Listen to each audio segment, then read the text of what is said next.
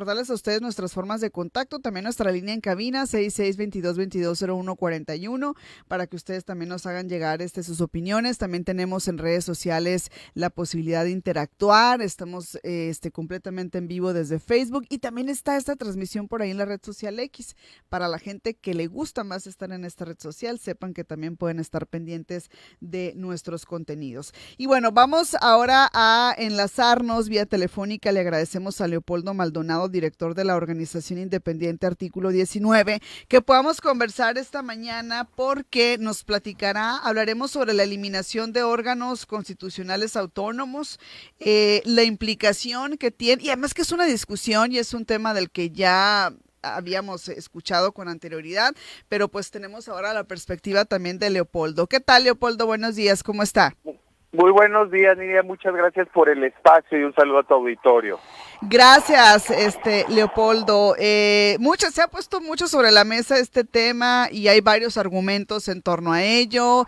Entre estos argumentos está la eficiencia de muchos de estos organismos autónomos, los recursos, la transparencia también con la que se manejan y muchísimo más. ¿Qué opinas de ello, Leopoldo? Pues mira, yo creo que es una medida que implica una retracción en el ejercicio de derechos fundamentales, como en el caso del INAI, el derecho a la información. Suena más a una venganza del Ejecutivo Federal que a un diagnóstico claramente sustentado en evidencia. Porque, como decían algunos analistas, se gasta más en Pemex, en pagar la deuda de Pemex día a día, que lo que se paga por un organismo autónomo como el INAI.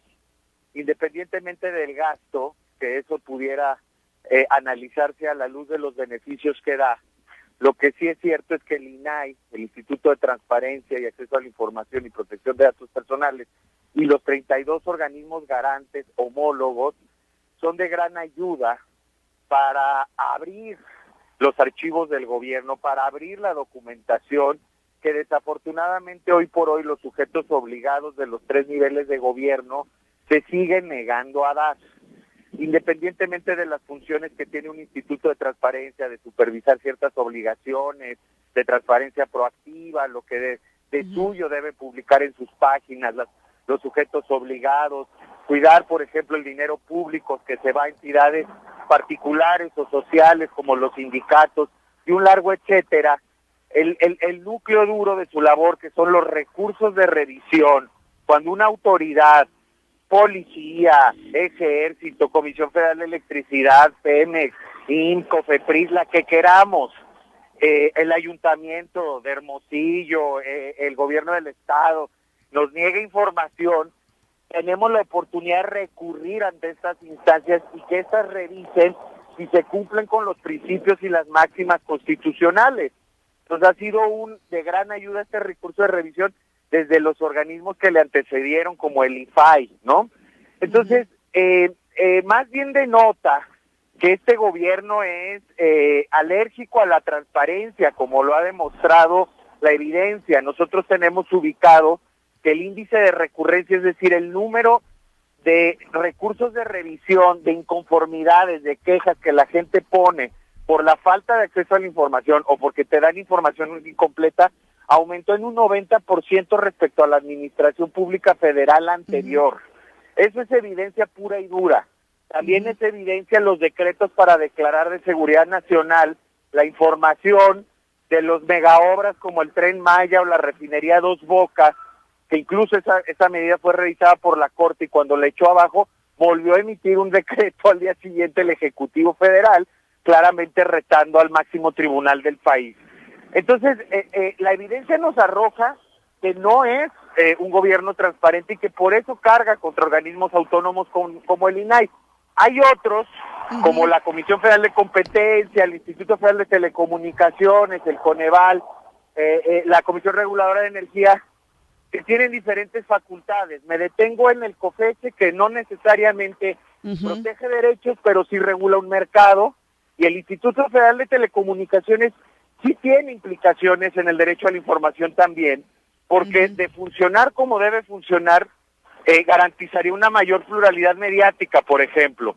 o garantizarían también lo que ahora hemos visto, los logros que se han tenido en cobros de larga distancia, en los servicios de telefonía celular y un largo etcétera que quizás no se cacarea tanto, pero que hoy disfrutamos de eso gracias a organismos reguladores autónomos. Y lo mismo con el Coneval, ¿no? En la medición de la pobreza y de los impactos de la política social.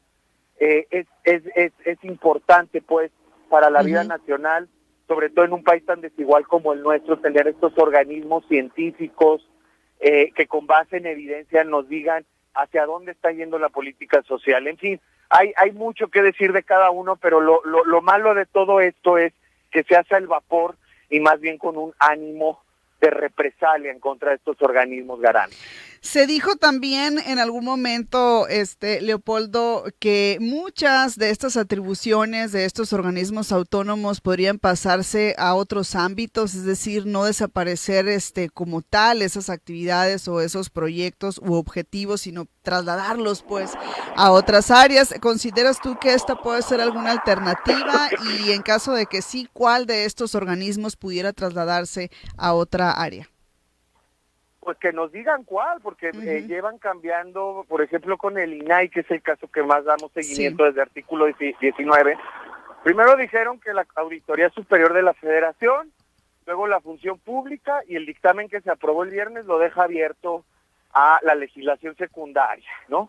A lo que el legislador que va a reglamentar esta reforma regresiva determine. No es tan fácil, porque son órganos especializados.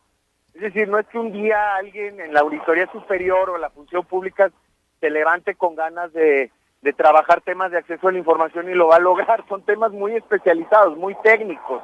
Entonces, el absurdo de todo esto es que el supuesto ahorro no va a ser tal, porque al final del día van a tener que trasladar a toda la gente experta y contratar a diversas personas expertas en el nuevo organismo o en la Secretaría de Estado donde se aloje esto.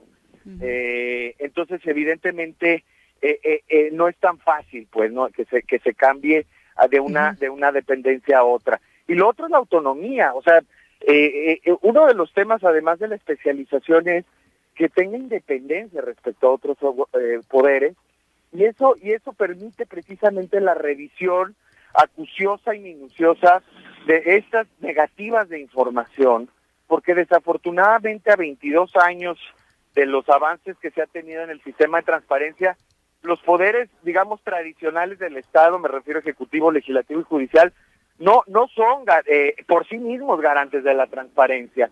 Y aquí me detengo en un argumento falaz que se parte del Ejecutivo y del Partido Morena, y es que ya no es necesario porque somos muy transparentes. Al contrario, lo que te decía en mi anterior intervención es que la transparencia, la opacidad ha aumentado en un 90% y hasta por decreto presidencial. Entonces, hoy más que nunca necesitamos un órgano autónomo, independiente de los poderes. Y luego la gente dice, pues que le hagan como en Estados Unidos y se vayan a un juzgado de distrito y metan su amparo. Uno, el amparo sigue siendo muy técnico. Dos, los tiempos son larguísimos. Tres, ese dinero que dices que te vas a ahorrar lo vas a tener que ejercer cargándole ahora esta nueva función a los jueces de distrito, ¿no? Es decir, todo lo que supuestamente te ahorraste con el INAI, pues lo vas a tener que pagar en el ejercicio de la función jurisdiccional.